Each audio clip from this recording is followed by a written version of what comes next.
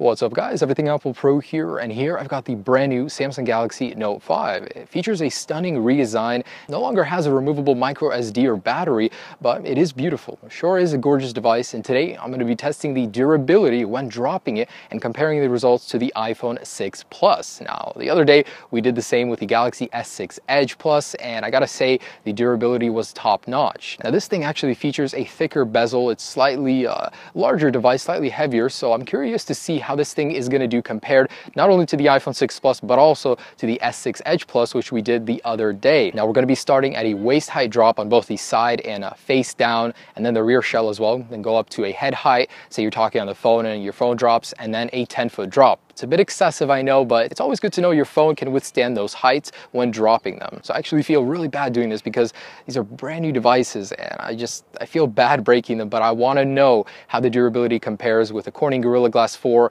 on the Note 5 and the reinforced aluminium compared to the standard ion strengthened glass on the 6 Plus and just that malleable aluminium. I mean, Apple puts this really soft metal into these guys. They bend and they don't do very well when dropping them. So I want to see how these two compare. All right, so let's go ahead and get started.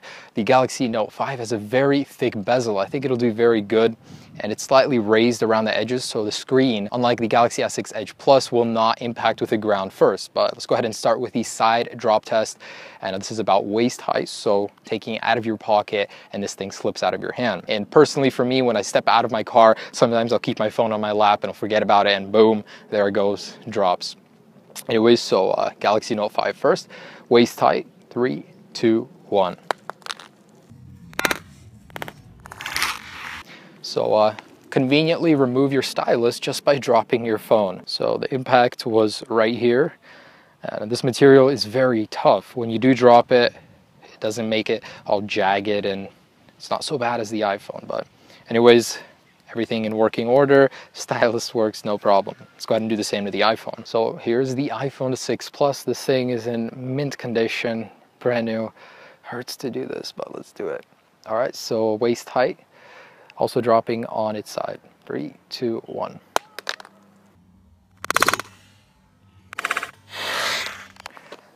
These things definitely make a lot more noise when being dropped. So it was a pretty even hit. Wow. I mean, look at that.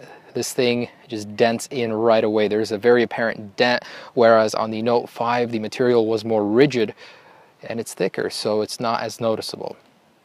It's a little disappointing to me. So let's go ahead and move on to the head height. I know it's not a very common occurrence to drop your phone so high, but it does happen, even to me personally. So it's good to know that your phone can survive it. And this is Gorilla Glass 4, it does so well. Anyways, head height, let's go ahead and drop this guy. 3, 2, 1. Ouch.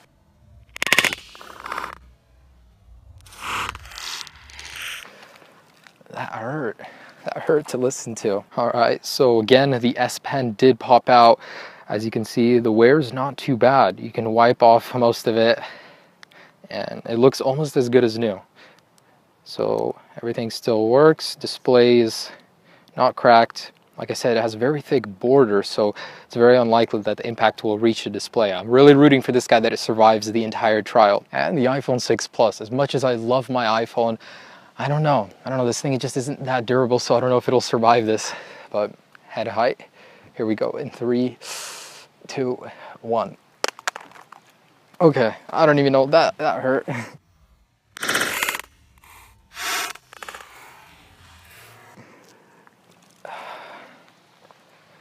Oh wow. So it did chip the corner right here. There's a small chip.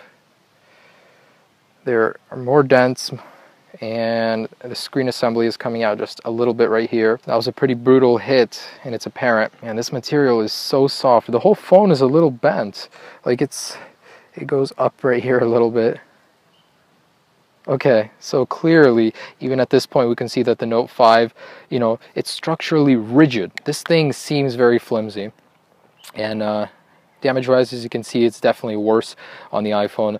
The display did chip up here. So for this next test, I'm going to mix things up a little bit. Before we shatter the displays, dropping them on the edges, we're going to do a waist height face down test and then rear face down test to see if the camera lenses will crack or if the rear assembly on here will crack because it's made out of glass. And then we're going to go and do the same thing with a head height. Okay, so starting with the Note 5, let's go ahead and do this. I have high hopes for it. Gorilla Glass 4 is super tough. Can't wait until the 5th, it'll be even better. But okay, about a waist height. Drop, here we go. 3, 2, 1.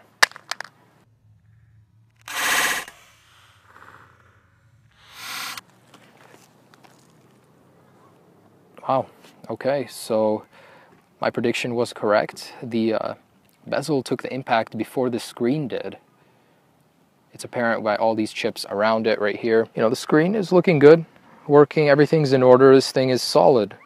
I feel very confident dropping this thing, as funny as that is to say. So let's go ahead and do the same with the iPhone 6 Plus. And here we go. This guy I don't have as much hopes for. It's proven itself to be not the most durable, but again, same thing, face down. Drop test in 3, 2, 1. Solid hit, solid hit. Oh, oh my gosh. You know, it's disappointing. This thing did not do as well. There it goes. It has spider webbed, although the cracks don't look as bad as they did on the last one. So it's still usable. It's just going to be a little annoying having to replace this. These screens are not cheap. So let's go ahead and keep the test going. See if the rear sapphire crystal glass on the back can survive the same fall. And then I'm just going to keep going, see how long this thing can stay alive before it completely zones out and dies. And now the rears. I want to test the rear shell. This one is Corning Gorilla Glass 4. This one is a mixture of metals, mostly aluminum, and it's very soft. I want to see how these guys hold up to a waist height drop. All right, so I'm going to do these guys simultaneously. 3, 2, 1. Nice little flip, dude. All right, so this looks good. Oh, I spoke too soon. So looks like there is a hairline crack that appeared right there. The entire thing didn't fracture, and you can't really grip it. So it's not likely to bother you, but that did poorer than I thought it would. Camera glass is doing good though. So on this guy, camera's okay. It was chipped on the corner right here on the camera, so I know it did impact that, but let's go ahead and move this up to the head height and see what it takes to crack that camera glass. All right, so about a head height right here. I'm gonna add a little spin to them so they do land on their rear. And 3, 2, 1.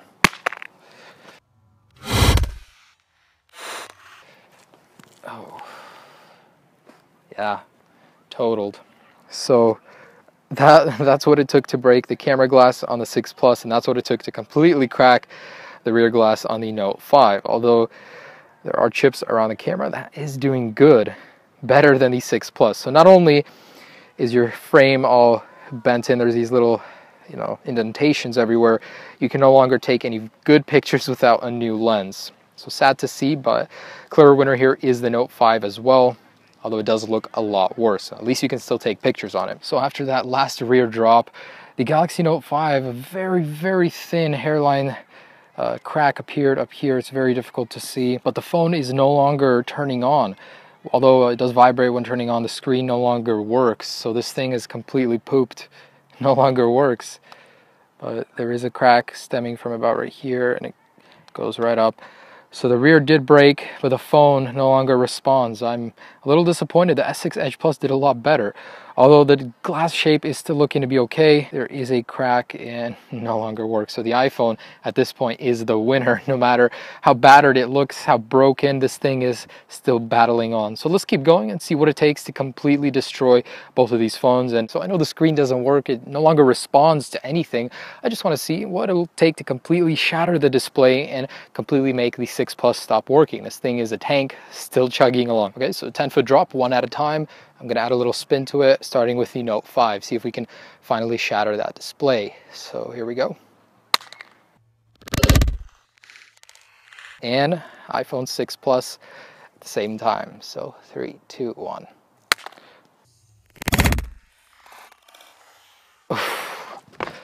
Both heavy impacts. You can see lots of glass fragments everywhere. Okay, so I'm going to start with the Note 5. See the damage we dealt. Ouch. Notification light is still on. This thing is not responding to anything. I tried hard resetting it. Nothing. And now fractures are way worse. Sad to see this thing no longer works. So, here my last hope, 6 Plus. That's definitely a lot worse. And nope, there are no survivors when it comes to drop tests. Hello. Oh, I hear voiceover. This thing is working. Screen lock. It is working, just the LCD has gone out, so looks like the digitizer still works somehow underneath all of this. I can see that the light's on, it's just not responding. This thing has the voiceover on, you know, it's completely toasted. So guys, that's just about it. I mean, I don't see what else I can do to these guys. No survivors here. But if I were to say which one did survive, which one did win this test, it would be the 6 Plus. It stayed alive longer than the Galaxy Note 5, although the display was more prone to shattering, unlike the Note 5, which held up well. And when it does get shattered, it's easier to see the display underneath. It's not as bad. The chunks don't start falling out like the 6 Plus. So although both phones do show promise of life, only the iPhone 6 Plus is the only one working, and the voiceover keeps saying things, interrupting me while I'm speaking. The Note 5, on the other hand, all it has is a notification light that's staying blue, and it's not responding to anything. No stimuli. This thing is completely toasted. I don't know what to do with it. So, clear winner here in survivability, the 6 Plus. In terms of durability, the Note 5 has the advantage. The display took a lot more abuse to get to the state where it's at versus the iPhone 6 Plus. Although it's not as good as the Galaxy S6 Edge Plus, I was pretty satisfied with the Note 5. It did good, although I don't know what's going on with it right now. Hopefully the iPhone 6 Plus can do better in the future with the 6S, with a stronger construction, better display. Let's see what you got, Apple. Surprise us. Anyways, guys, thanks for watching this video. I had fun. I really enjoy making these kind of videos, testing the true durability, the true limits of these phones. So thanks for watching. Subscribe if you haven't already. Like this video. It really does help me. And comment. Tell me what you think, guys. So have a great day. Peace.